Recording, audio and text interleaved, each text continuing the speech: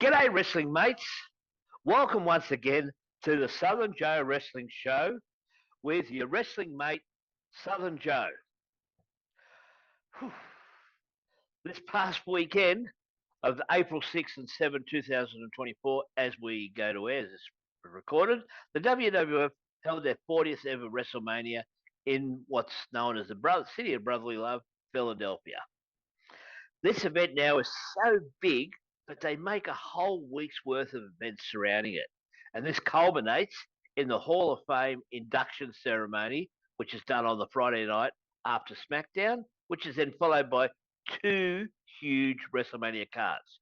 Now, the question is, did WrestleMania XL truly excel? Well, stay tuned and find out.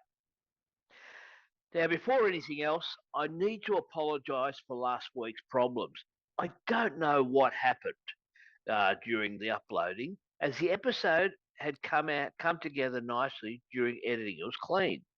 My wife listened to the episode and told me that the sound went out at around the 13th minute mark.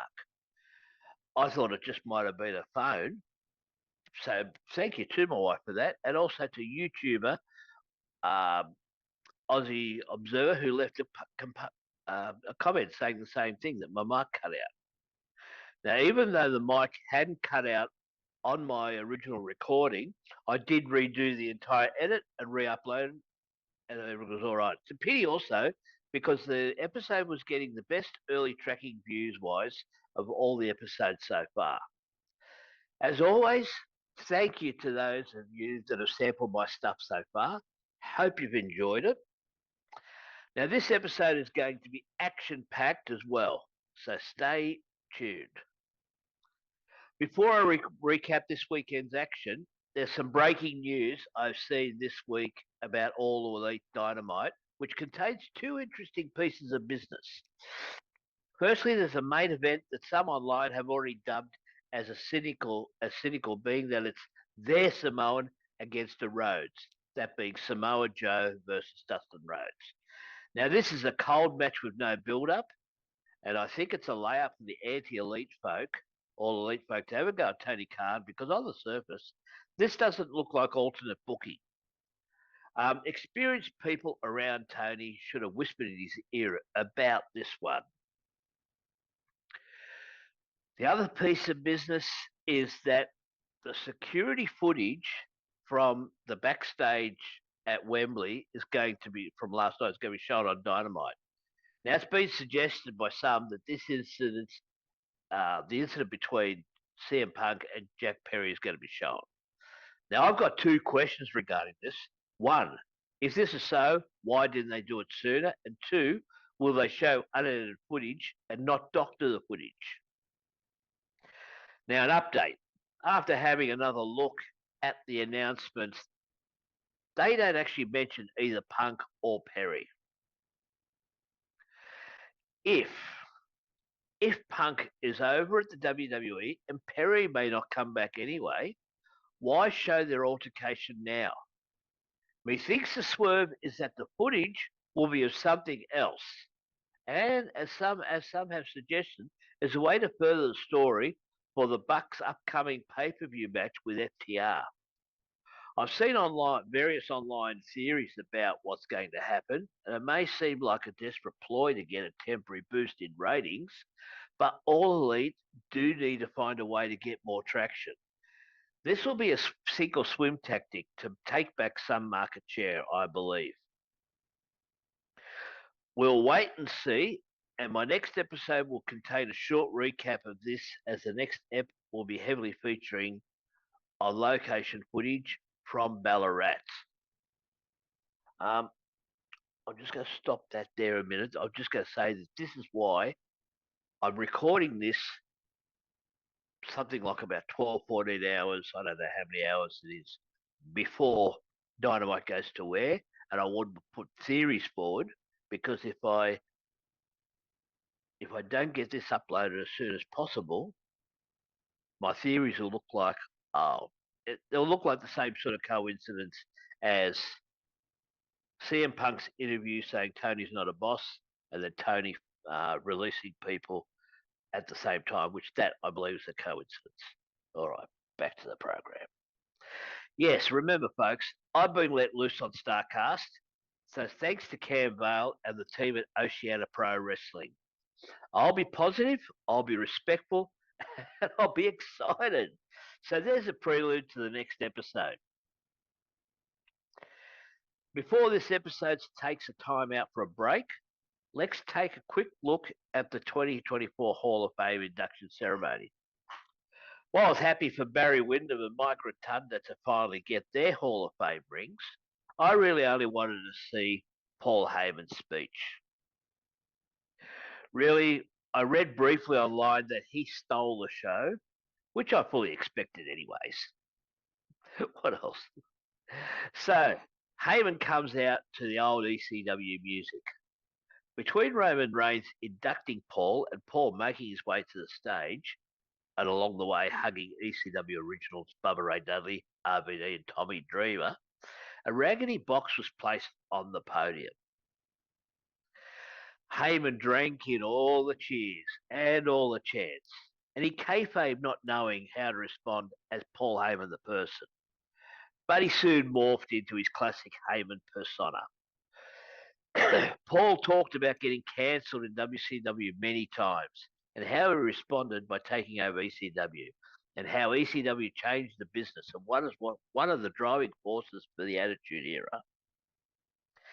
He thanked his kids who were sitting there in the front row. Now, even though his ex-wife wasn't there, I thought it might have been a bit nice for him to at least acknowledge her in the light of what they meant to each other once upon a time and their kids previously. But that's up to them to figure out. This is just an observation. Now, Paul broke two rules during the speech. One seems to be a holdover from Vince's days in that Triple H is not to be thanked. The other was mentioning the 1 in 21 and 1, Brock Lesnar. By the way, the box contained an ECW hat, which he put on, a wide headset, which he put around his neck, and an old mobile phone, which even Heyman joked about, and an old full-length black jacket that he wore back in his ECW days, although I don't see how it could be the original, because, like myself, Paul E has been grazing in some good paddocks. Means he put on weight. He also put over a host of other folk as well. He finished by acknowledging the tribal chief. All in all, very, very entertaining. It's message time. Then it's time to ask, did WrestleMania XL truly excel?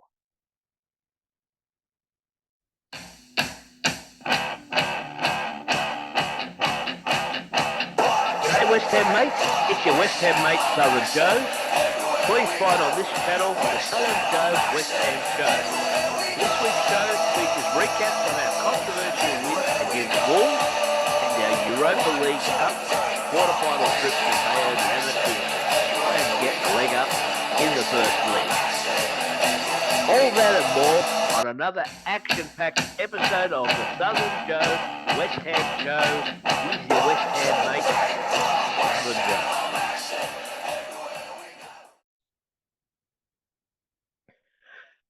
Welcome back to part 2 of the Southern Joe Wrestling Show with your wrestling mate, Southern Joe. So Saturday, April 6, 2024, saw night 1 of WrestleMania 40 from Philly. Now let me state from the outset, my personal preference is I am not much of a fan of women's wrestling. Many of these women are talented athletes. I see other hosts who refuse to watch certain talent because of their preferences, whether they be male or female. So I'm exercising my preference. Good luck to these ladies.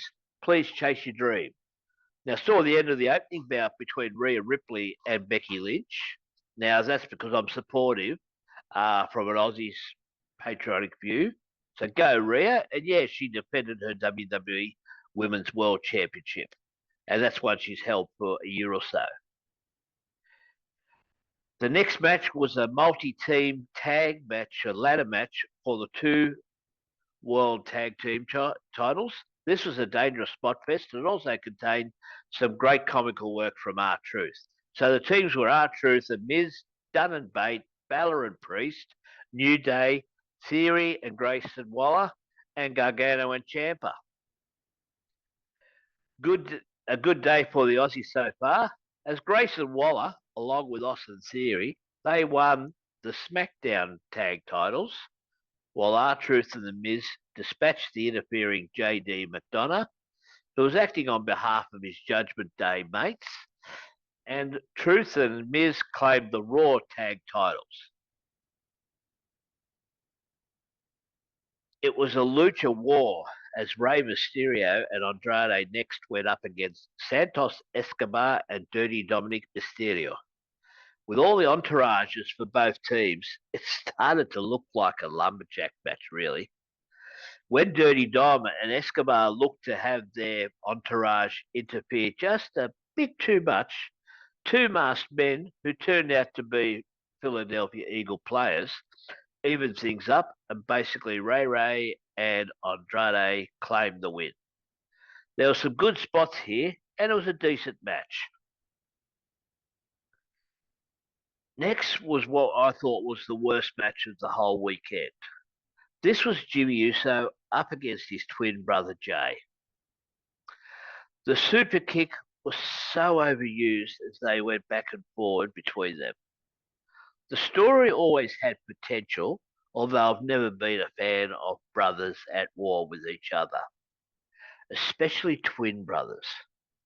The finish was contrived with the usual suckering in of the good twin to take pity on his brother. It was also contrived in that the good twin, Jey Uso, picked up the win after overcoming the adversity.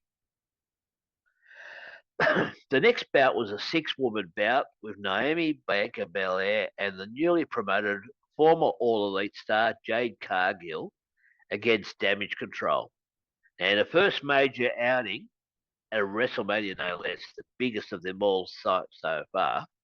Cargill got the win with Bianca and Naomi in what amounts to be a huge push for Jade after a match ballyhooed signing from All Elite Wrestling.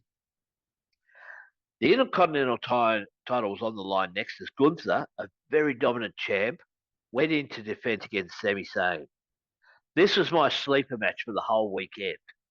It was hard-hitting. It was action-packed. The hard-hitting was not a surprise given Gunther's no-nonsense smash-mouth style, but Zayn packed a wallop as well, as the two traded hard shots and impact moves on each other. Not many expected Gunther to drop the title to Zayn, especially given that this match was originally meant to be Brock Lesnar versus Gunther. But Vince's lawsuit implicating Brock as well put paid to that. I believe that future match results coming up will determine a greater path for Gunther anyway. Then it was time for the main event of night one. The Rock and Roman Reigns going up against Cody Rhodes and Seth Rollins. The stipulation for this match was this: if Rock and Roman win, it's bloodline rules for the main event Sunday's title match. If Cody and Seth win, the bloodline cannot interfere. The announce table and some barricades took a beating as the wrestlers went flying through them. The Rock was exercising his board of directors' power to threaten the ref if he counted him out, but he also tested the dexterity of the sound guy with the mute button as the sound guy tried in vain to keep up with the Rock's F-bombs. This poor sound guy was already having a hard time with Heyman's profanity at the Hall of Fame the night before, and with the F-bomb laden crowd chants. One of Rock's F-bombs clearly went to air, and I laughed really hard because the mute then happened 5 seconds later when it was too late. Oh, the poor bloke. Now, the Bloodline won the match in an action-packed night one main event. So the main event for the Universal title on night two would be under Bloodline rules, which is a fancy term for anything goes. The only difference seemed to be that you still needed a pinfall or submission to happen in the ring for the Bloodline Rules match. Now, watch me fade to black, listen to this message, then watch the last segment where I recap Night 2 of WrestleMania 40.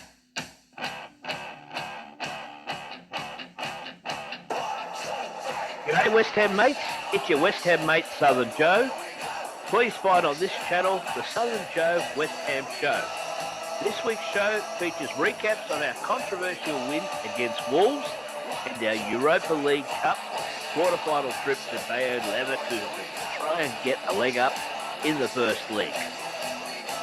All that and more on another action-packed episode of the Southern Joe West Ham Show with your West Ham mate, Southern Joe.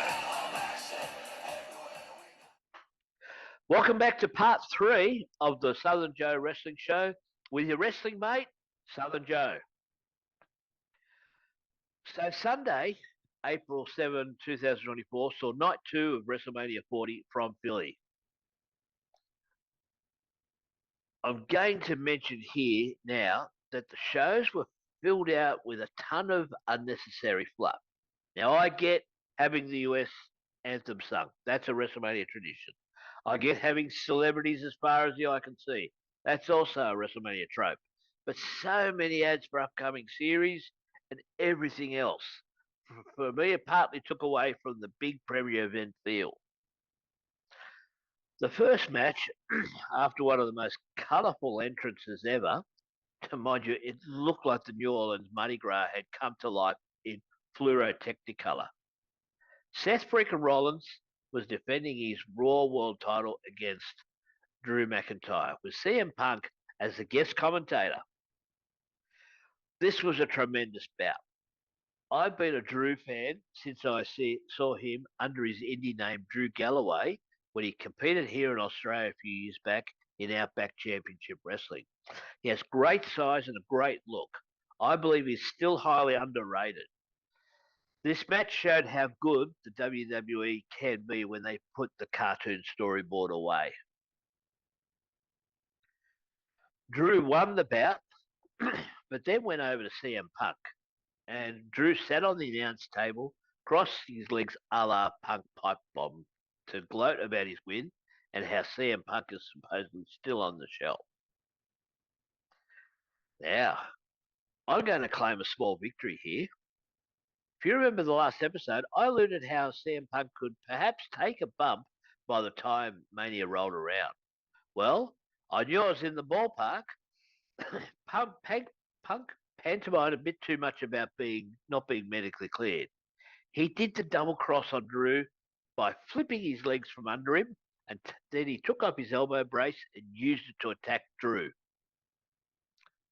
With Drew prone, Damian Priest did the surprise swerve and cashed in his Money in the Bank briefcase. And successfully, I might add. Drew was champ for about 5 minutes before being blindsided by Damian Priest, the new Raw World's Champion.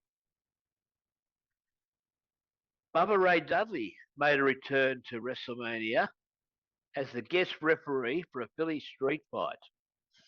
Here, Bobby Lashley and the Street Profits defeated the Final Testament in about 8.5 minutes. The match was nothing special. The Philly crowd would give it a nostalgia spot as Bubba Ray Dudley put on his old ECW nerd glasses and called for "Get the tables" when he was shoved by one of the Final Testament. Next up, LA Knight arrived in the Slim Jim car that he then presented to the couple who won the Slim Jim sweepstakes. Just another in a long line of sponsored spots for this WrestleMania. LA Knight was going up at AJ Styles in what another time could have been called Battle of the Initials. AJ once again proved why he's my all-time favourite wrestler.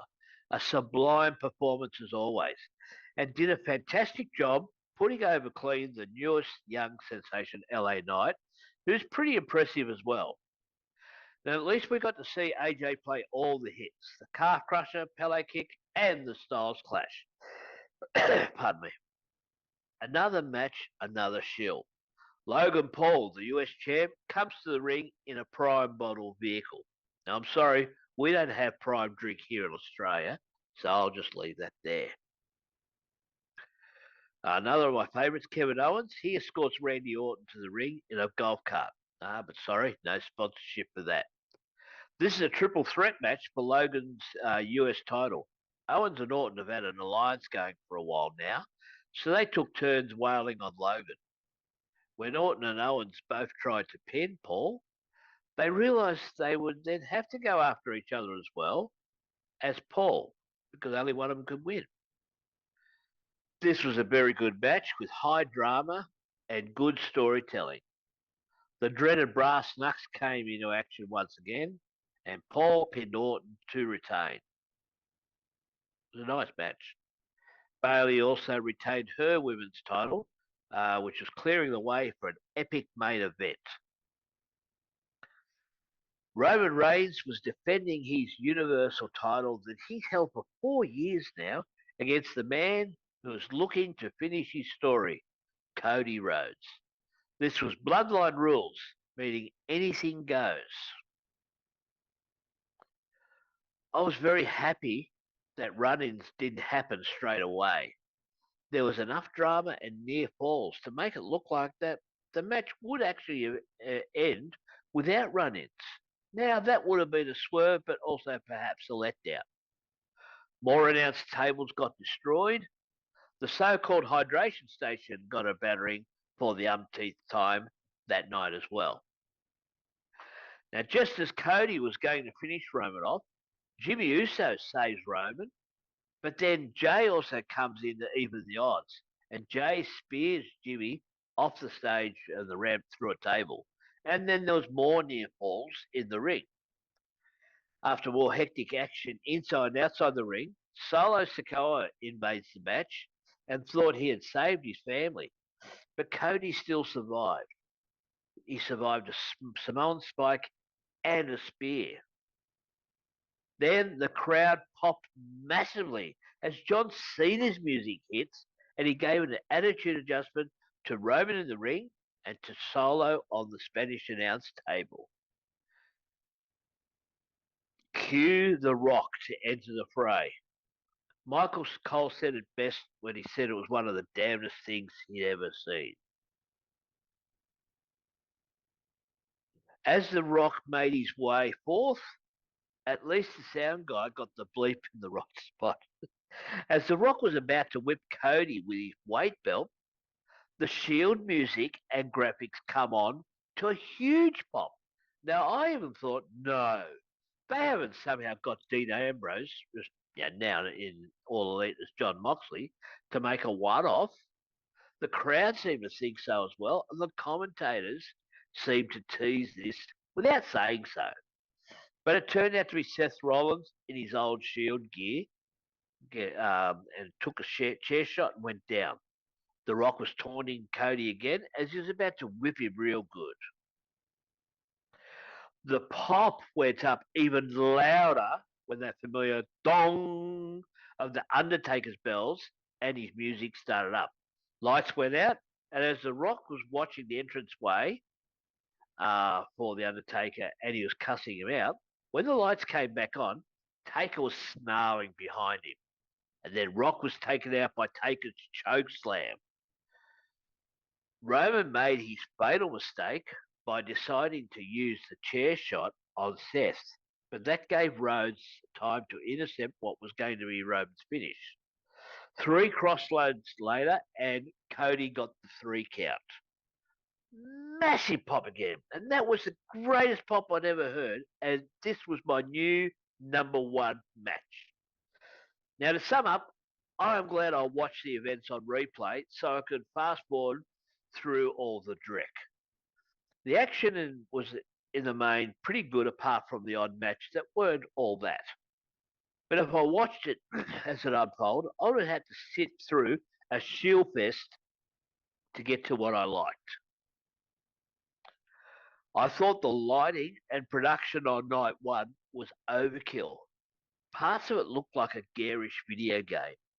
Night 2 was more pleasing, so I don't know if if the original plan, if that was the original plan, or someone saw Night 1 and somehow made changes. Some of the commentary was a bit inside baseball as well for us hardcore fans, especially as I saw part of the intro to Night 2 where there was a tour of what a wrestler's journey looked like from the dressing room to center stage. And they actually mentioned gorilla.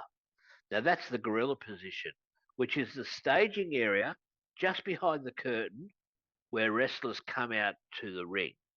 And it was named after Gorilla Monsoon, who could often be seen standing there during WWF WWE pay-per-views. Now don't forget, my next episode features filming on location in Ballarat, which is a regional city about 90 minutes northwest of Melbourne, Australia, where StarCast will be held for the very first time outside the US. So thank you to Conrad Thompson and his team for granting us this event. Thank you also to Cam Vale and Luke Colgan of OPW, who granted me media accreditation.